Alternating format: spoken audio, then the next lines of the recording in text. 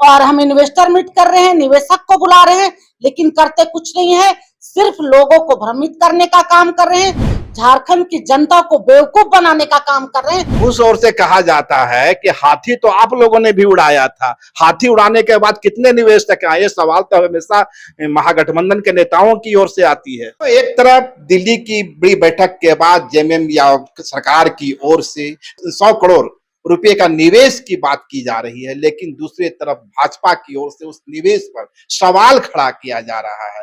और अब तो बातें यह भी आ रही है कि देवोस में जो समझौता हुआ था, कहीं न कहीं उसी को कट एंड पेस्ट किया गया है। इस तरह के तमाम आरोप भाजपा की ओर से लग रहे हैं। इस वक्त हमारे साथ शोभा यादव जी हैं। शोभा जी, सरकार इतना बड़ा निवेश ला रही है झारखंड में, जिससे झारखंड को 2050 का विजन तैयार हो रहा है, आप लोग को इतनी जलन क्यों हो रही?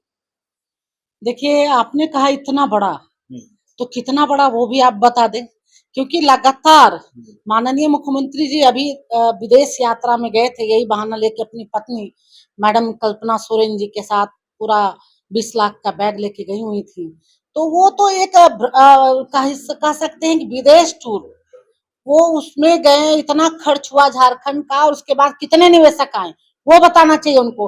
फिर इन्वेस्टर मीट करते हैं, उसके बाद भी एक निवेशक नहीं आए हैं, फिर अभी कर रहे हैं। तो ये जो लगातार ये नौटंकी कर रहे हैं, और माननीय मुख्यमंत्री से मेरा ये होगा कि वो बताएं कि आज तक इतना जो वो किए हैं, इतना खर्च किए हैं, तो कितने निवेशक आए और कितने झारखंडियों को अपने उद्योग धंधा में उनको नौकरी मिला है, बताना चाहिए। सिर्फ आप लगातार घोषणा करते हैं और हम इन्वेस्टर मीट कर रहे हैं, निवेशक को बुला रहे हैं, लेकिन करते कुछ नहीं है, सिर्फ लोगों को भ्रमित करने का काम कर रहे हैं, झारखंड की जनता को बेवकूफ बनाने का काम कर रहे हैं और अपना टूर कर रहे हैं। बस यही। आप लोग को निवेश की चिंता होनी चाहिए। निवेश और निवेशक आ रहे हैं, जिंदल की साइन हुआ, टाटा से साइन हुआ, तमाम कंपनियों से साइन हो रहा है, और आप मैडम कल्पना सोरेन के बैग पर सवाल खड़ा कर रही है। देखिए, अगर निवेशक आते तो ये झारखंड की जो स्थिति अभी 6-7 साल में इन्होंने कर दिया है, ये तो होता ही नहीं।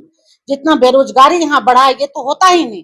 आप कह सकते हैं कि अगर निवेशक है तो दिखाए ना, आंकड़े दिखाएं कि कितने निवेशक को लाए हैं, उनको बताना चाहिए। ये लगातार जो 3 बार 4 बार ये इन्वेस्टर मीट कर रहे हैं, उससे अच्छा धरातल में कुछ काम करे और यहाँ की जर्जर जो शिक्षा व्यवस्था है, स्वास्थ्य व्यवस्था है, उसको सुधारने का काम करे, तब लगेगा झारखंड की जनता के लिए ईमानदारी से काम कर रहे हैं। पर उस ओर से कहा जाता है कि हाथी तो आप लोगों ने भी उड़ाया था, हाथी उड़ाने के बाद कितने निवेशक आए? ये सवाल तो हमेशा महागठबंधन के नेताओं की ओर से आती है। देखिए, जब इनकी कमजोरियां पकड़ी जाती है, जब आप शिक्षा की बात करेंगे, झारखंड की स्वास्थ्य की बात करेंगे, जो कि आम जनता परेशान है, तब ये अलग से एक आरोप पे आरोप लगाना शुरू करेंगे। तो इनकी आदत है कि आप फेल कर गए, हर जगह फेल है, शिक्षा में, स्वास्थ्य में, आप यहाँ की सुरक्षा में, लगातार राजधानी में क्राइम आप देख रहे हैं कितना बढ़ चुका है।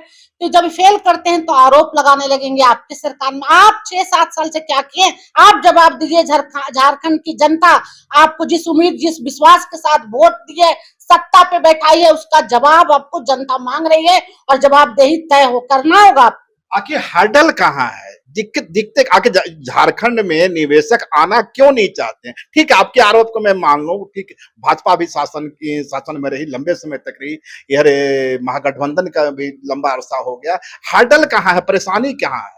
देखिए, सबसे पहले तो निवेशक को अगर आप स्टेट में लाना चाहते हैं, झारखंड में लाना चाहते हैं, तो झारखंड की लॉ एंड ऑर्डर जो की व्यवस्था जो है, बिल्कुल खत्म हो गया। यहाँ का जो अपराध, जो आप आंकड़े देखेंगे तो डर जाएंगे। तो निवेशक भी देखते हैं कि झारखंड की राजधानी में इतने अपराध हो रहे, इतनी हत्याएं हो रही है, इतना लूट हो रहा है, और इतना रंगदारी जो बाहर से, जो अभी आप देखेंगे बाहर से लोग फोन करके यहाँ रंगदारी मांग रहे हैं, 2 करोड़ 3 करोड़।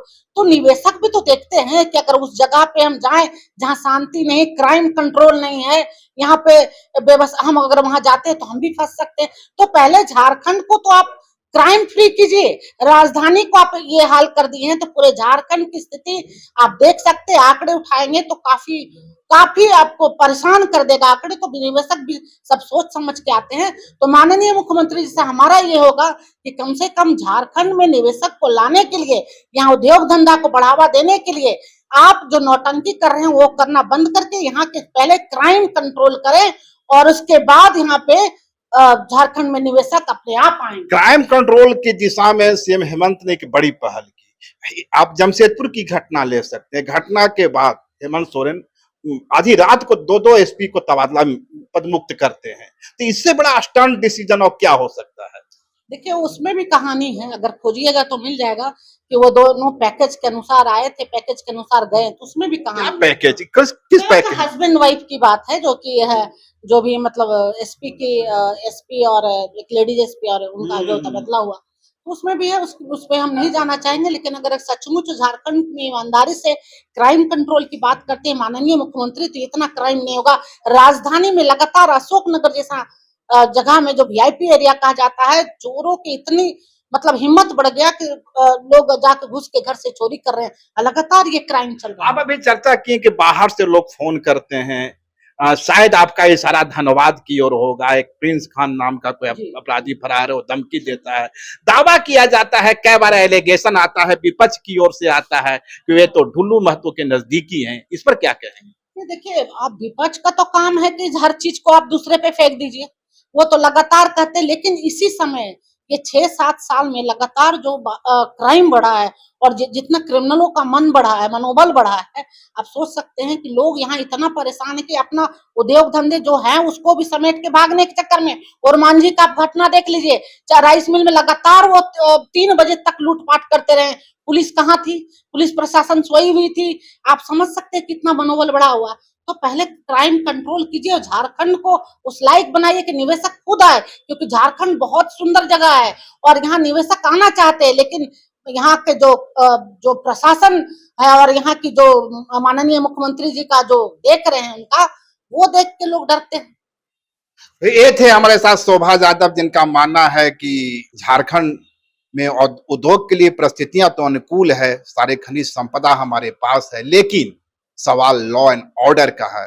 सीएम हेमंत बार बार दौरा करते हैं, निवेशकों से आग्रह करते हैं झारखंड आने का, लेकिन शायद लॉ एंड ऑर्डर ही वह सवाल है जिसके कारण निवेशक आने से परहेज करते हैं। शुक्रिया। लाइव लगातार के वीडियो को लाइक करें, सब्सक्राइब करें और बेल आइकन को दबाना न भूलें।